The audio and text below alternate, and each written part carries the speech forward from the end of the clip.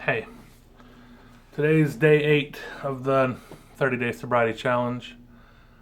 Um, you know what the worst feeling in the world is? Well, the worst feeling I've ever experienced is the feeling of absolute helplessness when you're standing there watching your kid go through what is probably the most imaginable pain possible. I just spent the last couple hours at the hospital where my kid's mom was on life support. They took her off. She's dead. I got there and I wasn't expecting him to be there because they were supposed to pull the plug tomorrow, but they decided to do it tonight because she was brain dead completely, and just no chance of coming back. So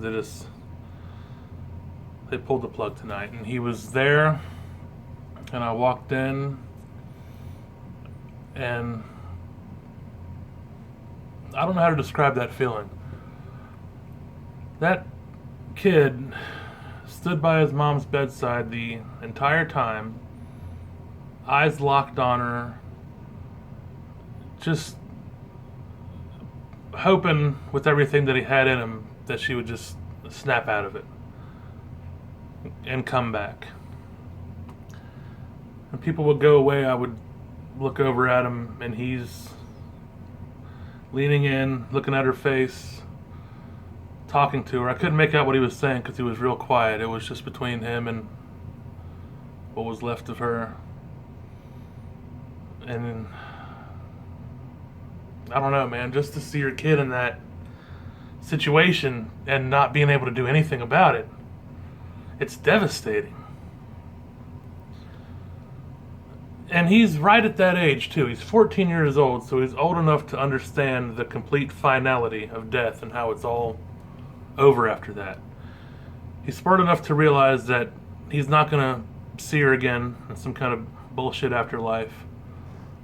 And being 14, he's emotionally vulnerable enough to where it seems like it would have the hardest impact. You know what I mean? Like if he were younger, he might not understand it as well, so it wouldn't affect him as much. If he were a bit older, he'd have more life experience and be able to handle it better. He's right at that sweet spot in his life for it to have the maximum impact. And he's tore up right now. And there's not a goddamn thing I can do about it. There's nothing anybody can do to help ease the pain that he's going through right now. That's the worst thing I've ever dealt with in my life, ever.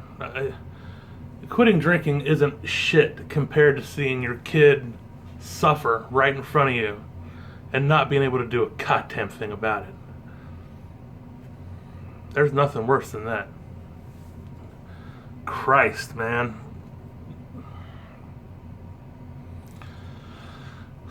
As far as drinking goes, I don't have the urge to. I'm good as far as this challenge goes. Sure, it crosses my mind when I'm being hit with that kind of emotional overload, because I know my kid is suffering really bad, the most he ever has in his entire life.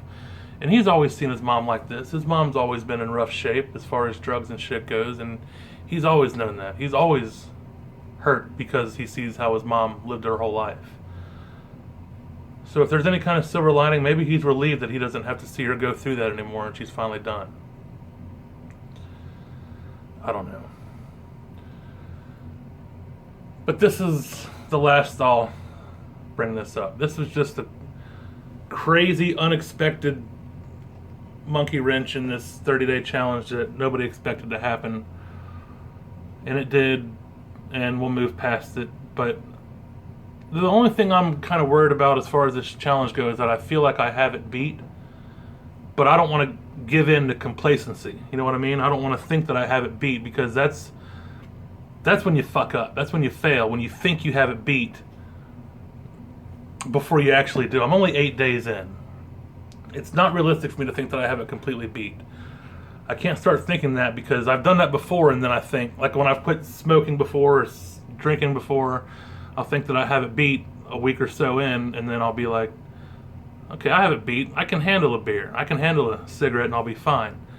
And then that just starts the snowball effect until you just fall right back in and completely fuck your life up again. So while I feel confident that I'm doing good right now, in no way am I going to say that I am 100% cured and I don't crave alcohol anymore. Trust me, I would love to drink right now, but I'm not going to. It hasn't even crossed my mind to go buy any, but the thought is still there that I want to, but I can't because I got to be there for my kid who's in an extremely vulnerable position right now. So that's the update for today. Today makes 8 days. 2 more days till I tie my record. 3 more days till I break it. And we're going to get there. I love you guys. I'll see you tomorrow. Bye.